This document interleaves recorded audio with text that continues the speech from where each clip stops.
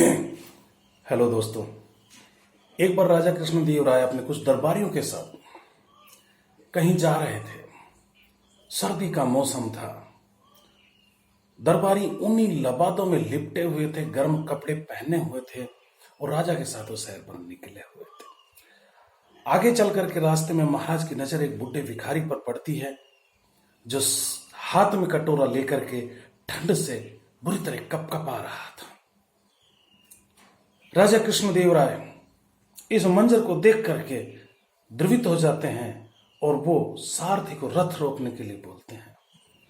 सारथी रथ रोक देता है और महाराज उस भिखारी के पास पहुंचते हैं और भिखारी को अपना गर्म बढ़िया साल उतार करके और भिखारी को उड़ा देते हैं। राजा के साथ में जो सभासद मंत्री गए थे, उन सब ने महाराज की जय जयकार करनी शुरू कर दी। लेकिन उन्हीं सब के बीच में एक मंत्री और था जिनका नाम था तेनालीराम। तेनालीराम चुप लगा गए, उन्होंने कुछ नहीं कहा। राजपुरोहित को मौका मिल गया, वो तेनालीराम से जलता था। तो राजपुरोहित ने सीधा सा प्रश्न पूछा कि तेनालीराम, क्या महाराज की दयालुता पे आपको कोई संदेह है? तेनालीराम फिर भी चुप रहा। महाराज को भी यह बात अखरी, क्योंकि सच बहुत कड़वा होता है।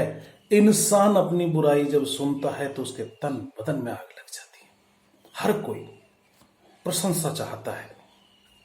अब उसकी प्रशंसा जब तेनालीराम ने नहीं की तो महाराज को बुरा लगा और उस यात्रा को वहीं छोड़ करके वो वापस राजमहल में लौट आते हैं। रास्ते में जब वो आ रहे थे तो राजपुरोहित और अन्य मंत्रियों ने मिल करके राजा के कान भरने स्टार्ट कर दिए। तेनालीराम के प्रति बहुत सारी बुराइयां उन्होंने की, बहुत बुराइयां की उनकी। कोई बात नहीं, दूसरे दिन राज दरबार लगा। राज दरबार लगते ही राजा कृष्णदेव राय ने तेनालीराम से मुखातिब होकर के उनसे कहा कि तेनालीराम, तुम हमारे कार्य से क्या प्रसन्न नहीं थे? आप चुप क्यों थे? तेनालीराम फिर भी चुप रहा, फिर भी नहीं बोला। तो राजा गुस्से में आग बबूला हो गया। बोलो, तेनालीराम, तुम हमारी आज्ञा का अवहेलना कर रहे हो, इसलिए हम तुम्हें कठोर से कठोर दंड देंगे। तेनालीराम फिर भी चुप रहा।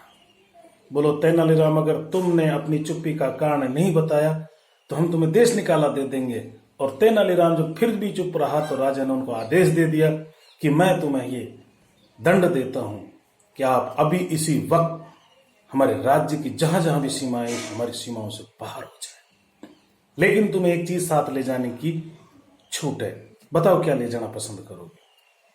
तेनालीराम ने हाथ जोड़ करके, भगवान, हे महाराज, मैं आपके दंड को स्वीकार करता हूं। आपका दंड भी मेरे लिए पुरस्कार होगा। और अब मेरे को राज्य से बाहर कर रहे हो, मैं जाने को तैयार हूं। एक चीज साथ ले जाने की आपने छूट दी है, तो महाराज मैं आपसे नम्र निवेदन करता हूं हाथ जोड़ के कि जो साल आपने उस गरीब भिखारी को उठाया था, आप कृपा करके वही साल मुझे वापस दे दीजिए। राजा एकदम से भौंचक कर रहकर कि यार, तू ये क्या मांग रहा है? वो तो हमारे मान सम्मान की बात है, हम जिसको दो चीज दे चुके उसको वापिस कैसे लें? बोलो, महाराज, अगर आपको देना ही है तो मुझे वो साल वापिस दे दीजिए, वरना मैं कुछ नहीं ले जाऊंगा। भैया, राजा के दंड से, आदेश से तेनालीराम को ये दंड मिला था और साथ ले जाने के लिए जो छूट मिली थी उसको पूरा करने के लिए राजा ने अपने सभासदों को, सेनापति को आदेश दिया कि उस भिखारी को लेकर के आओ। भैया, भिखारी राज दरबार के अंदर आ गया, ले आए उसको।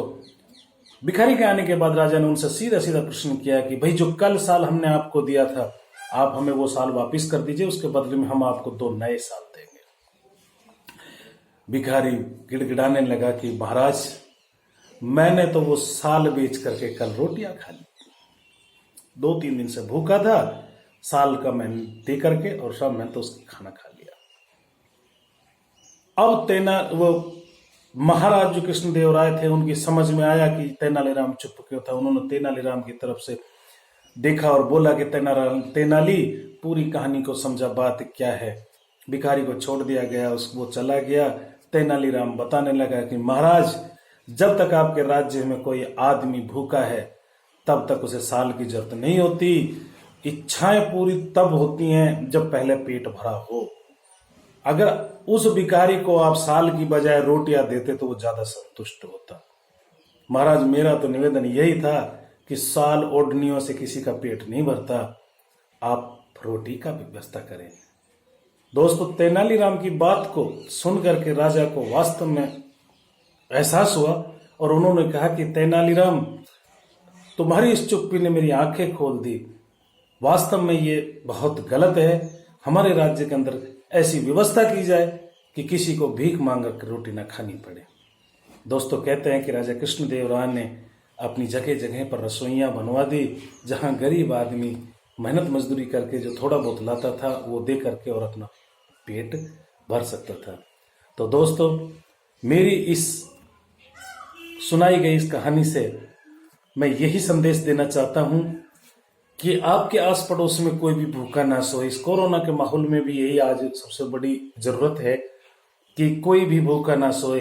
हमें बहुत बड़ा आडंबर, बाहरी दिखावा, ऊंची शान, शौकत, मान सम्मान या प्रसिद्धि की जरूरत नहीं है। हमें किसी को खाना देते हुए फोटो खींचने की जरूरत नहीं है। बस उसको खाना दिया, उनकी आवश्यकताओं की पूर्ति हुई और उनके ऐसे अवसर मुहैया कराए जिससे वो थोड़ा बहुत अपना धनोपार्जन कर सके, अपने परिवार का लालन पोषण कर सके। अगर देना ही है किसी को, सबसे अच्छी जो चीज देनी है तो वो रोटी दीजिए, उसको रोजगार दीजिए, उसको कमाने का अवसर दीजिए। मेरे इन्हीं शब्दों के साथ जय हिंद, जय भारत।